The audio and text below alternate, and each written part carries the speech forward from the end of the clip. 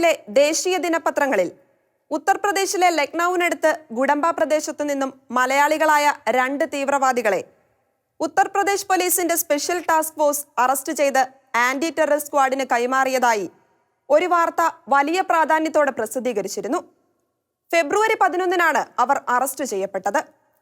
പത്തനംതിട്ട ജില്ലയിലെ പന്തളം മുനിസിപ്പാലിറ്റിയിലെ ചേരിക്കൽ സ്വദേശിയായ അൻഷാദ് ബദറുദ്ദീൻ, വടകര സ്വദേശിയായ ഫിറോസ് ഖാൻ എന്നിവരാണ് ഉത്തർപ്രദേശ് പോലീസിന്റെ പിടിയിലായത്.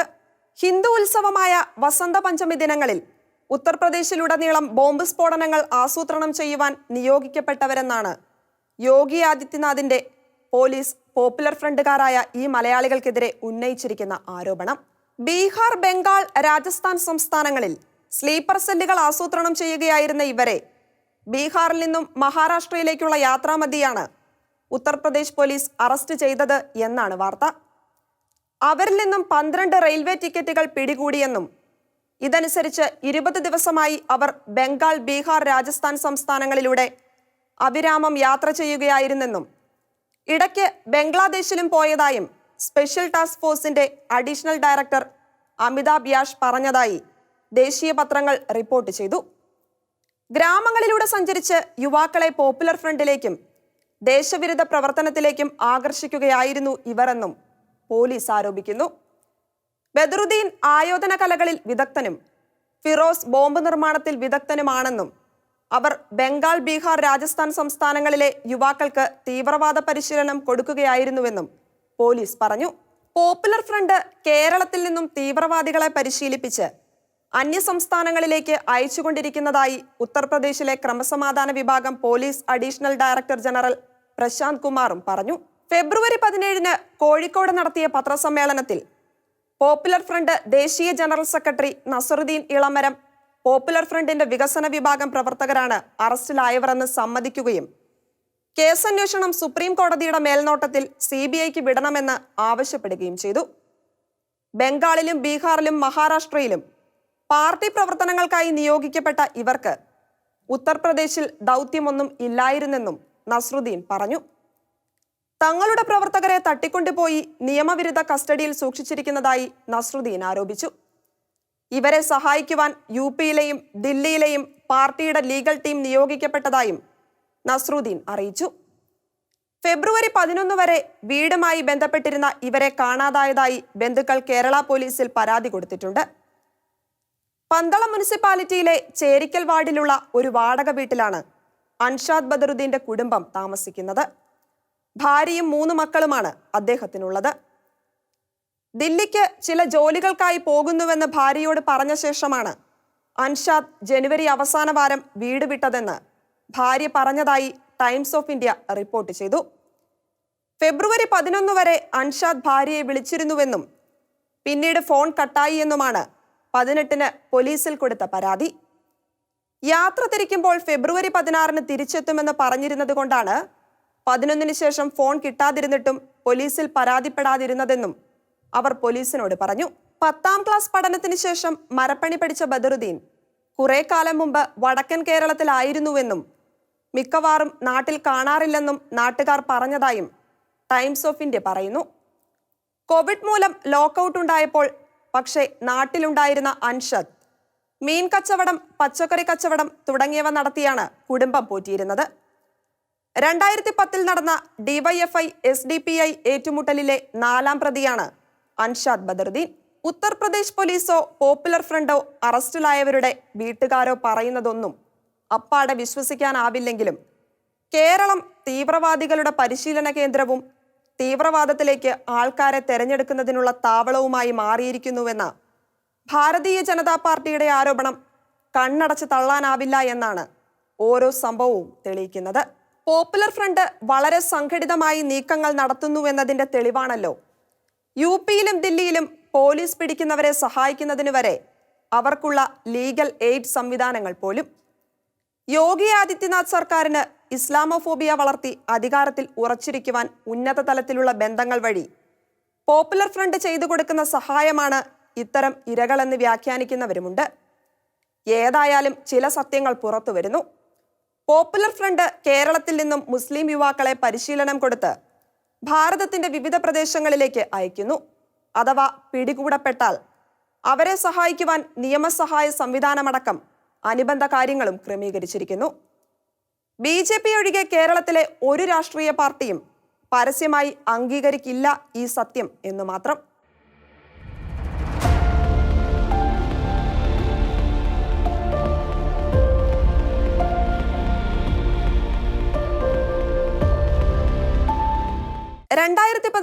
മാർച്ച് 22 മുക്കൂട്ടുതുറയിലെ സ്വന്തം വീട്ടിൽ നിന്നും ബന്ധുവീട്ടിലേക്ക് പോയ കാഞ്ഞിരപ്പള്ളി സെയിന്റ് ഡൊമിനിക്സ് കോളേജിലെ 2ാം വർഷ ഡിഗ്രി വിദ്യാർത്ഥിനി ജസ്ന മരിയ ജെയിംസിന്റെ തിരോധാനം സംബന്ധിച്ച കേസന്വേഷണം CBIക്ക് വിട്ടുകൊണ്ട് ഫെബ്രുവരി 19 കേരള ഹൈക്കോടതി പുറപ്പെടുവിച്ച ഉത്തരവ് കേസ് സംബന്ധിച്ച പല നിഗൂഢതകളും പുറത്തു കൊണ്ടുവരുവാൻ ഇടയാക്കുമെന്ന വിശ്വാസം ശക്തമാകുന്നുണ്ട്. മുക്കൂട്ടുതറയിൽ നിന്നും മുണ്ടക്കയത്തേക്ക് പോയ ജസ്നയെ കാണാതായി. വീട്ടിൽ നിന്നും മൊബൈൽ ഫോൺ പോലും എടുക്കാതെയാണ് ജസ്ന വീട് വിട്ടത്. മകളെ കാണാനില്ലെന്ന് പറഞ്ഞ് പിതാവ് ജെയിംസ് പോലീസിൽ പരാതി കൊടുത്തു. 3 വർഷം പിന്നിടുമ്പോഴും കേരള പോലീസിന് വല്ലാതെ ജാഗ്രതയോടെ അന്വേഷിക്കുന്നുവെന്ന ധാരണ സമൂഹത്തിൽ പടർത്താനായെങ്കിലും ഒരു കണ്ടെത്തലിനും സാധിച്ചിട്ടില്ല. ലോക്കൽ പോലീസിന്റെ കേസന്വേഷണം എവിടെയും എത്താതെ വന്നപ്പോൾ DGP Loknath Behera 2018 May 27 IG Manoj എബ്രഹാമിന്റെ നേതൃത്വത്തിൽ അന്വേഷണത്തിനായി പ്രത്യേക സംഘത്തെ നിയോഗിച്ചു. പത്തനംതിട്ട SP-ക്കായിരുന്നു അന്വേഷണത്തിന്റെ നേരിട്ടുള്ള ചുമതല. കേസന്വേഷണത്തിൽ കാര്യമായ ഒരു പുരോഗതിയും ഉണ്ടാക്കുവാൻ ഈ സംഘത്തിനായിട്ടില്ല. തുടർന്ന് കേസന്വേഷണം ക്രൈംബ്രാഞ്ചിന് വിട്ടു. മലപ്പുറത്തെ കോട്ടക്കുന്നിലടക്കം പലയിടത്തും ജസ്നയെ കണ്ടതായി പോലീസിന് വിവരം കിട്ടി.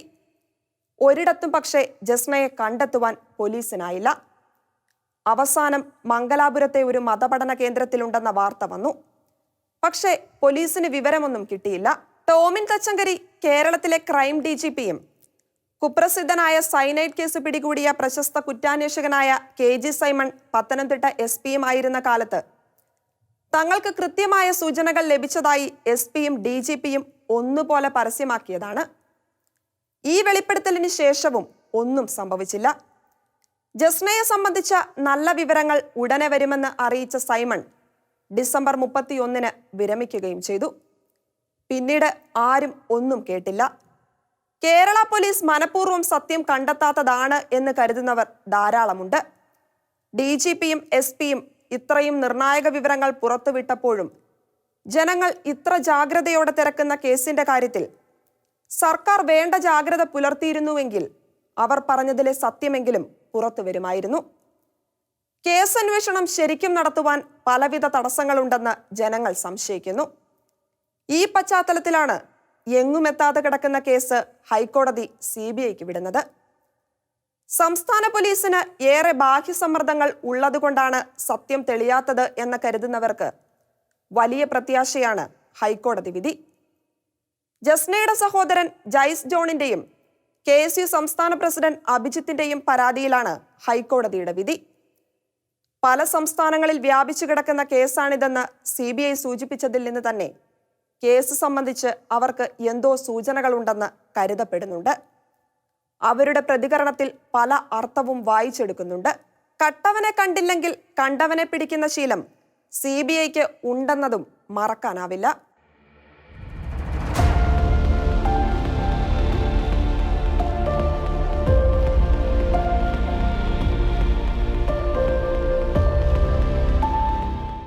സോഷ്യൽ മീഡിയകളിലും മറ്റു മാധ്യമങ്ങളിലും മുഹമ്മദ് നബിക്കെതിരെ അപകീർത്തികരമായി വരുന്ന വാർത്തകളെയും പരാമർശങ്ങളെയും തടയുവാൻ രൂപീകൃതമായ മുസ്ലിം നിയമവിദഗ്ധരുടെ സംഘം BBC-യെ കൊണ്ട് മാപ്പ് പറയിച്ചു. BBC-യുടെ ഹിന്ദി വാർത്തയിലാണ് മുഹമ്മദ് നബിക്ക് അപകീർത്തികരമായ വീഡിയോ ക്ലിപ്പ് പ്രത്യക്ഷപ്പെട്ടത്.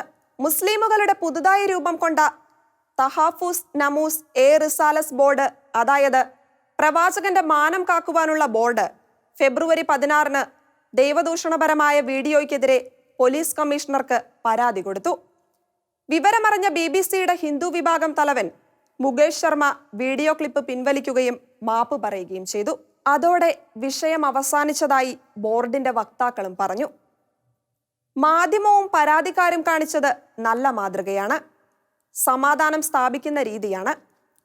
സമൂഹത്തിൽ തലപൊക്കുന്ന ദൈവനിന്ദാപരമായ പരാമർശങ്ങൾക്കെതിരെ കോടതിയെ സമീപിക്കുവാനും പരിഹാരമുണ്ടാക്കുവാനും എല്ലാ മതക്കാരും ശ്രമിക്കുകയും വീഴ്ച വരുത്തുന്നവർ അബദ്ധം തിരുത്തി മാപ്പ് പറയുകയും ചെയ്യാൻ തയ്യാറായാൽ ഏറെ സംഘർഷങ്ങൾ ഒഴിവാക്കാനാകും.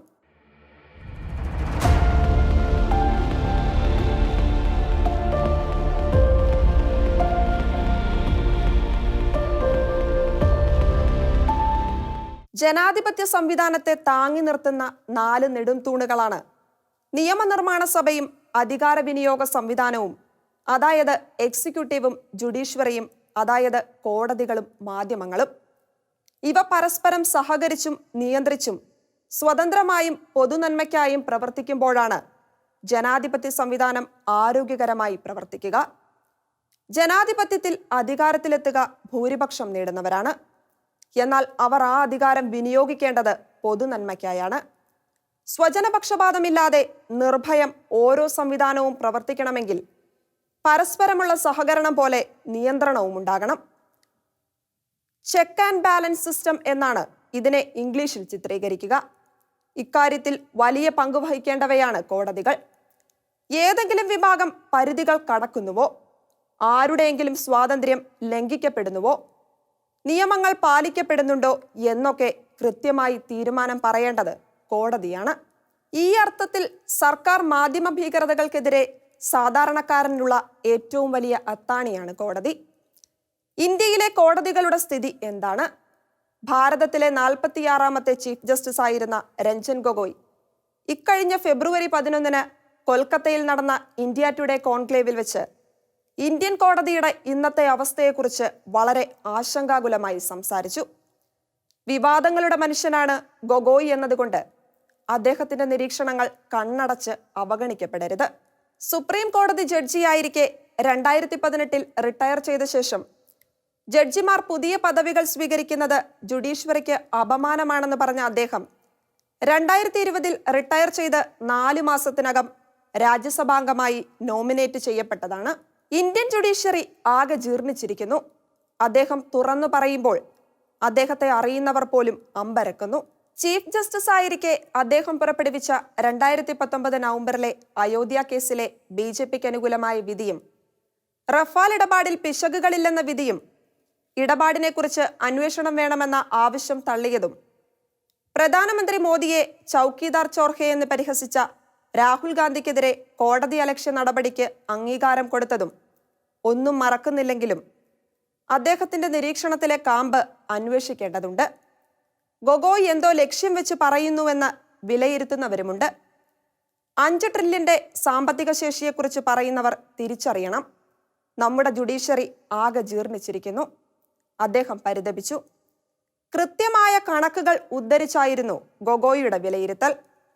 2020 ഇന്ത്യയിലെ കോടതികളിൽ ഉണ്ടായത് 63 ലക്ഷം കേസുകളാണ്. കീഴ്ക്കോടതികളിൽ തീർപ്പാകാതെ കിടക്കുന്നത് ഇപ്പോൾ 4 കോടി കേസുകൾ. ഹൈക്കോടതികളിൽ 1 വർഷം വരുന്നത് പുതിയ 3 ലക്ഷം കേസുകളാണെങ്കിൽ ഇപ്പോൾ തീർപ്പാകാതെയുള്ളത് 44 ലക്ഷം കേസുകളാണ്. സുപ്രീം കോടതിയിൽ കഴിഞ്ഞ വർഷം വന്നത് 7000 കേസുകളാണ്. അവിടെയും 70,000 കേസുകൾ തീർപ്പാക്കാനുണ്ട്. കോടതിയിലെ ഒഴിവുകൾ നികത്തുവാൻ അധികാരികൾ തയ്യാറാകുന്നില്ല.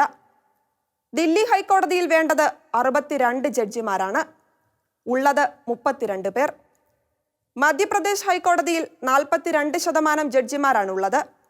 സുപ്രീം കോടതി വിധിച്ച ആർബിട്രേഷൻ കേസുകൾ ജില്ലാ കോടതിയിൽ ചോദ്യം ചെയ്യാവുന്ന അവസ്ഥ ഇന്നുണ്ട്. കോടതികൾക്ക് കാര്യക്ഷമതയ്ക്കുള്ള ഒരു കർമ്മ പദ്ധതി ഉണ്ടാകണം. കൂടുതൽ ജഡ്ജിമാരെ നിയമിക്കണം. അവർക്ക് നല്ല പരിശീലനം കൊടുക്കണം. മറ്റ് സർക്കാർ ജോലി പോലെ ഒന്നല്ല ജഡ്ജിയുടേത്. ആഴ്ചയിലെ എല്ലാ ദിവസവും 24 മണിക്കൂറും ജോലി ചെയ്യുവാൻ സന്നദ്ധതയുള്ളവരാകണം ജഡ്ജിമാർ. അതിനുള്ള ആഗ്രഹമുള്ളവരായിരിക്കണം വരേണ്ടത്. ജുഡീഷ്യൽ പരിശീലനം പോലും വേണ്ട വിധമില്ല. ഭോപ്പാലിലെ ജുഡീഷ്യൽ അക്കാദമിയിൽ പ്രസംഗിച്ചുകൊണ്ട് ഗൊഗോയ് ചോദിച്ചു, വിധിന്യായം തയ്യാറാക്കുവാൻ നിങ്ങൾ പഠിപ്പിക്കുന്നുണ്ടോ? ഇന്ത്യയുടെ ചീഫ് ജസ്റ്റിസ് കസേരയുടെ തൊട്ടടുത്തായിരുന്ന കാലത്ത്, സുപ്രീം കോടതിയിലെ സീനിയർ ജഡ്ജിമാരുടെ കൊളീജിയത്തിലെ അംഗമായിരുന്ന കാലത്ത് 2018 ജനുവരി 12 കോടതിയിലെ മറ്റു 3 സഹപ്രവർത്തകർക്കൊപ്പം ചീഫ് ജസ്റ്റിസ് ദീപക് മിശ്രയ്ക്കെതിരെ തുറന്നടിച്ചതുപോലെ ഒരു കടന്നാക്രമണമായിരുന്നു കൊൽക്കത്തയിൽ വെച്ച് രാജ്യസഭാംഗം കൂടിയായി ഗൊഗോയ് നടത്തിയത്. സർക്കാരിനെ ഭയമുള്ള ജഡ്ജിമാരുണ്ടെന്ന് അദ്ദേഹം തുറന്നു പറഞ്ഞു. പ്രധാനമന്ത്രിയെ പരസ്യമായി പ്രശംസിച്ച സുപ്രീം കോടതി ജഡ്ജി അത് പരസ്യമായി പറഞ്ഞത് ശരിയായില്ല എന്ന് ഗൊഗോയ് പറഞ്ഞു. ഒരാഴ്ച കഴിഞ്ഞപ്പോൾ ഫെബ്രുവരി 18-ന് ഗൊഗോയ്ക്കെതിരെ ഉയർന്ന ലൈംഗികാരോപണം സംബന്ധിച്ച വിധി സുപ്രീം കോടതിയിൽ നിന്നുമുണ്ടായി. തനിക്കെതിരെ ഉയർന്ന ആരോപണത്തിന് പിന്നിൽ ഇന്ത്യൻ ജുഡീഷ്യറിയെ ദുർബലപ്പെടുത്താനുള്ള ഗൂഢാലോചനയായിരുന്നുവെന്ന് ഗൊഗോയ് നടത്തിയ ആരോപണത്തെക്കുറിച്ച് സുപ്രീം കോടതിയിലെ ഇപ്പോഴത്തെ ചീഫ് ജസ്റ്റിസ് അധ്യക്ഷനായ കോടതി നിയോഗിച്ച റിട്ടയർഡ് ജസ്റ്റിസ് AK പട്നായിക് കമ്മിറ്റിയുടെ നിഗമനത്തെക്കുറിച്ചായിരുന്നു വിധി. സുപ്രീം കോടതിയിലെ മുൻ ചീഫ് ജസ്റ്റിസ് രഞ്ജൻ ഗൊഗോയ്ക്കെതിരെ ഉയർന്ന ലൈംഗികാരോപണത്തിനു പിന്നിൽ ഗൂഢാലോചനയുണ്ടാകാം എന്ന ജസ്റ്റിസ് AK പട്നായിക് കമ്മിറ്റിയുടെ നിഗമനത്തെക്കുറിച്ച് കൂടുതൽ അന്വേഷണം വേണ്ട എന്നായിരുന്നു സുപ്രീം കോടതിയുടെ വിധി. സുപ്രീം കോടതി ജഡ്ജിമാരായ SK Kaul, AS Bopanna, V Ramasubramaniam എന്നിവരടങ്ങുന്ന 3-അംഗ ബെഞ്ചിന്റെ തീരുമാനം ജുഡീഷ്യറിയുടെ സ്വാതന്ത്ര്യം സംരക്ഷിക്കപ്പെടണമെന്ന് ആഗ്രഹിക്കുന്നവരെല്ലാം അങ്ങനെ വേണ്ടെന്ന് വെക്കാവുന്ന ഒന്നാണോ ആ സന്ദേഹമെന്ന ചോദ്യം ഉയർത്തിയിട്ടുണ്ടാവണം.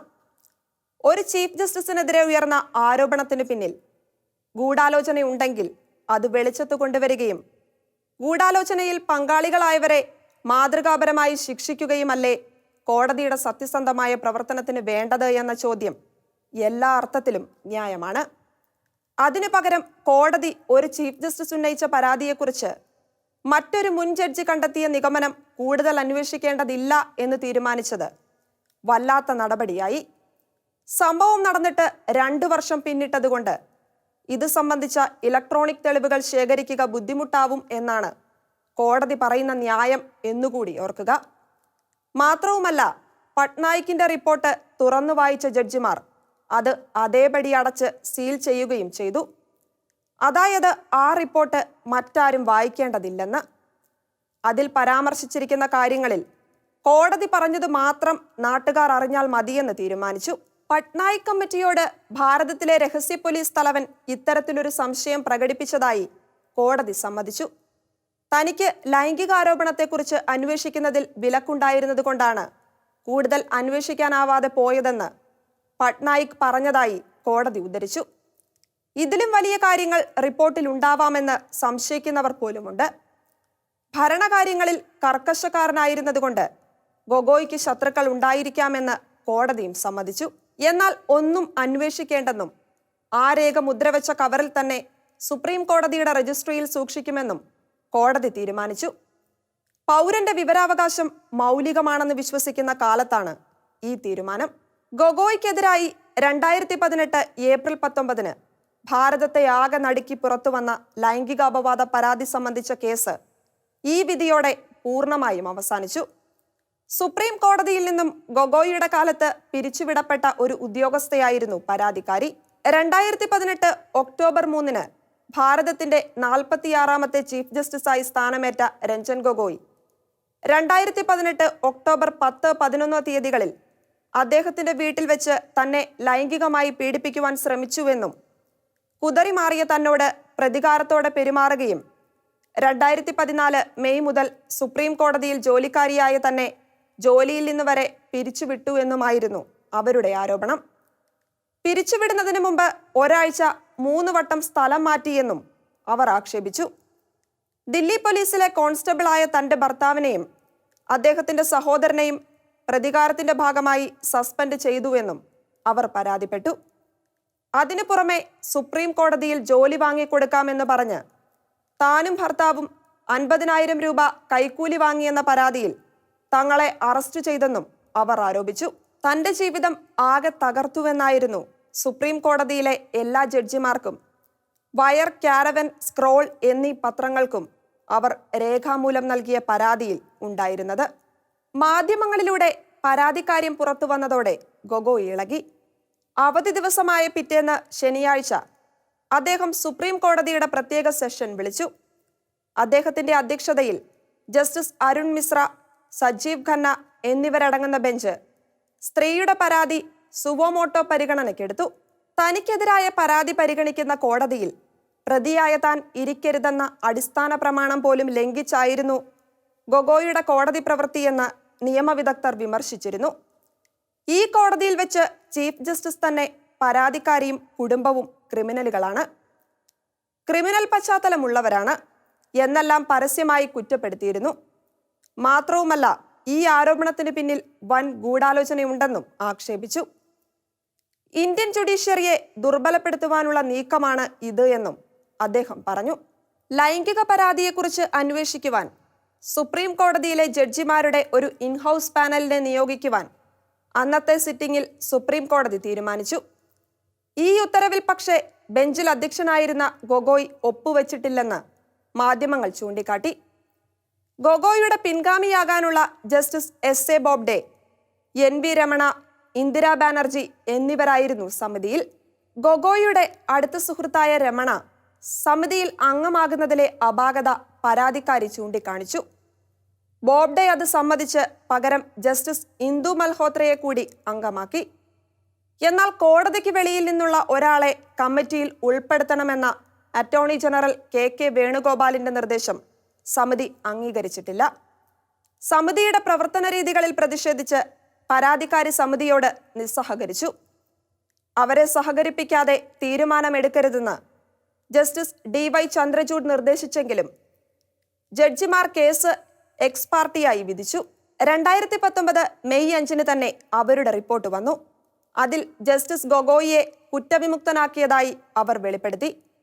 ആ ഇൻഹൗസ് സമിതിയുടെ റിപ്പോർട്ടും സുപ്രീം കോടതി രഹസ്യമാക്കി, സീൽ ചെയ്ത കവറിൽ ഭദ്രമാക്കി വെച്ചു. അതായത് അവരുടെ കണ്ടെത്തലുകളും പൊതുജനത്തിന് അറിയാനാവില്ല.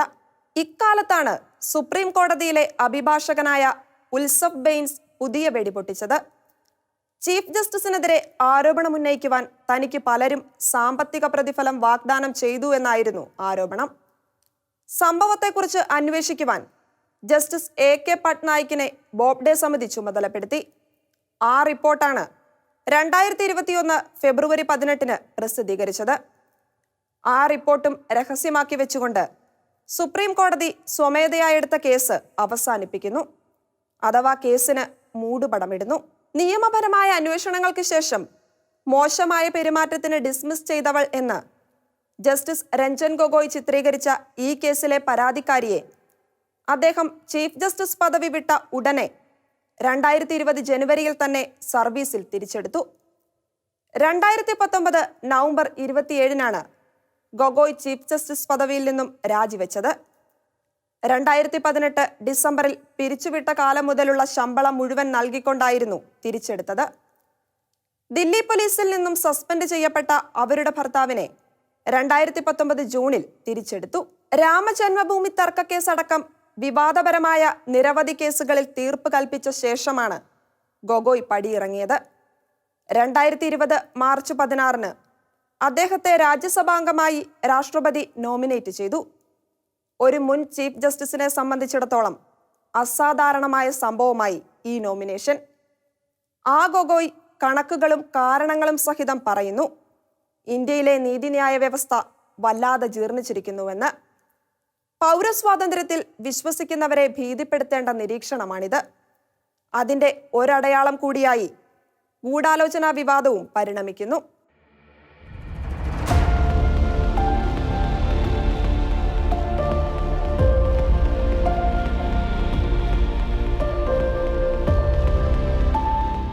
നിയമസഭാ തെരഞ്ഞെടുപ്പ് മുന്നിൽ കണ്ട് കേരളത്തിൽ ഭരണപക്ഷവും പ്രതിപക്ഷവും വലിയ ഒരുക്കങ്ങളിലാണ്. കേരളത്തിൽ 3 പ്രചരണ ജാഥകൾ നടക്കുന്നു. ഒന്ന്, പ്രതിപക്ഷ നേതാവ് രമേശ് ചെന്നിത്തല നയിക്കുന്ന ഐശ്വര്യ കേരള യാത്ര.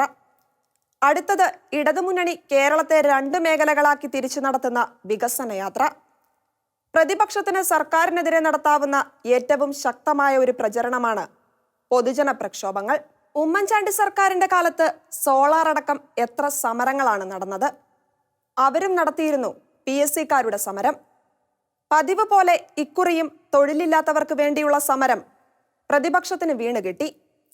PSC റാങ്ക് ലിസ്റ്റിലുള്ളവർ നിയമനം തേടി ജനുവരി 26 ആരംഭിച്ച സമരത്തെ പ്രതിപക്ഷം ഏറ്റെടുത്തു. അതോടെ സമരം കൊഴുത്തു, അക്രമാസക്തമായി. പലവട്ടം സമരക്കാരും പോലീസുമായി ഏറ്റുമുട്ടി. തലസ്ഥാനത്ത് തെരുവ് യുദ്ധങ്ങൾ നടന്നു. സമരക്കാരുമായി ചർച്ചയില്ല എന്ന ധാർഷ്ട്യം വെടിഞ്ഞ് സർക്കാർ ചർച്ച നടത്തി. 10 വർഷം കഴിഞ്ഞ താൽക്കാലികക്കാരെ സ്ഥിരപ്പെടുത്തിക്കൊണ്ടിരുന്ന നടപടികൾ നിർത്തിവെച്ചു. ബാക്കി സ്ഥിരപ്പെടുത്തലുകൾ തെരഞ്ഞെടുപ്പിന് ശേഷം നടത്താമെന്ന വാഗ്ദാനവും നൽകി. ഇതിലൂടെ സ്ഥിരപ്പെടുത്താനുള്ളവരെ ഇടതുമുന്നണിയുടെ കട്ട പ്രചാരകരാക്കാനുള്ള കെണിയുമൊരുക്കി. എല്ലാം എങ്ങനെ കലാശിക്കുമെന്ന് തീർത്തു പറയാറായിട്ടില്ല. പക്ഷേ ഇത്തരം സമരങ്ങൾ സമരക്കാർക്ക് വലിയ പ്രയോജനമുണ്ടാക്കുന്നതായി പണ്ടും കണ്ടിട്ടില്ല. കരുണാകരൻ മുഖ്യമന്ത്രിയായിരുന്ന കാലത്ത് സ്വാശ്രയ മെഡിക്കൽ കോളേജിനെതിരെ സമരം നടത്തിയവർക്ക് നേരെ നടത്തിയ പോലീസ് വെടിവെപ്പിൽ കൂത്തുപറമ്പിൽ ഡിവൈഎഫ്ഐക്കാരായ 5 സഖാക്കൾ മരിച്ചു. എന്നാൽ കഴിഞ്ഞ നിയമസഭാ തെരഞ്ഞെടുപ്പിൽ അവിടെ മത്സരിക്കുവാൻ ഇടതുമുന്നണിയുടെ സീറ്റ് കിട്ടിയത് അന്നത്തെ വെടിവെപ്പിന് കാരണമായിരുന്ന MV രാഘവന്റെ മകൻ നികേഷ് കുമാറിനും. വിജയസാധ്യത നോക്കി സീറ്റ് വരുമ്പോൾ തല്ലുകൊണ്ടവരും ചോര ചിന്തിയവരും ഒന്നുമല്ല ഒരു പാർട്ടിയിലും ഫലമെടുക്കുക. സാക്ഷാൽ ഗുരുദാസനെ മാറ്റി കൊല്ലത്ത് പാർട്ടിയുടെ കോട്ടയിൽ മത്സരിച്ചത് സിനിമാ നടൻ മുകേഷാണ്. കോന്നിയിൽ വീണ ജോർജ്. അടികൊള്ളുന്നവർക്ക് എന്നും അടികൊള്ളാനാണ് വിധി. കോൺഗ്രസിൽ ബോൾഗാട്ടി ധർമ്മജനും പിഷാരടിക്കും ഇടവേള ബാബുവിനുമൊക്കെയാണ് വില.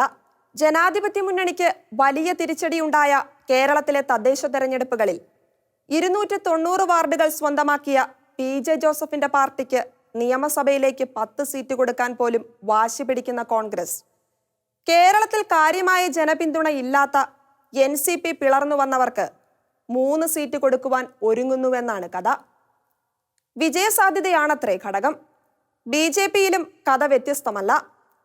പാർട്ടി വളർത്തുന്നതിന് ആളും അർത്ഥവുമില്ലാതിരുന്ന കാലത്ത് കഷ്ടപ്പെട്ട ശോഭാ സുരേന്ദ്രനെ പോലുള്ളവർ ഔട്ടായി. അവർ സെക്രട്ടേറിയറ്റിൽ സമരത്തിന് ചെന്നിട്ട് ഒരു BJPക്കാരനും തിരിഞ്ഞു നോക്കിയില്ല. പണ്ട് BJPയെ വളർത്തിയ PP മുകുന്ദനും രാമൻ പിള്ളയുമൊക്കെ ഇന്ന് ഔട്ട്. പകരം മെട്രോ ശ്രീധരനും ജേക്കബ് തോമസുമൊക്കെയാണ് അകത്ത്. സെൻകുമാർ പോലും പുറത്തായ മട്ടാണ്. അദ്ദേഹത്തിന്റെ കൂടെ ഉണ്ടായിരുന്നവരിൽ ചിലർ വലതു കൂടാരത്തിലായി. ചോരയിൽ മുങ്ങാൻ വെമ്പുന്നവർ സ്വയം ചോദിക്കുന്നത് കൊള്ളാം, എന്തിനു വേണ്ടി, ആർക്കു വേണ്ടി? അവർ എന്നും റാങ്ക് ലിസ്റ്റിൽ തന്നെയാവും. വലതു ഭരണം വരുമ്പോഴും താൽക്കാലികക്കാർ ഉണ്ടാവും. അതിലും ചോര ചിന്തിയവർ വരണമെന്നില്ല. 10 കൊല്ലമായവർ താൽക്കാലികക്കാരായി തുടരുന്നത് ഒരു സർക്കാരിന്റെ മാത്രം തകരാറല്ലല്ലോ. കാരണം ആ 10ൽ അതിൽ 5 വർഷം ഭരിച്ചത് കോൺഗ്രസ് ആയിരുന്നില്ലേ?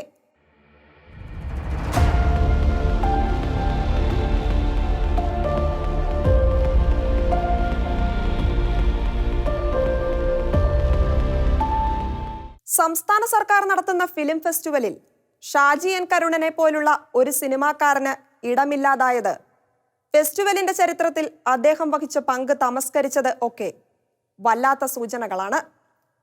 ഫിലിം ഫെസ്റ്റിവലിനുള്ള ക്ഷണിതാക്കളിൽ നിന്നും ഷാജിയും സലിൻകുമാറുമൊക്കെ ഒഴിവാക്കപ്പെട്ടതും വല്ലാത്ത അടയാളമായി.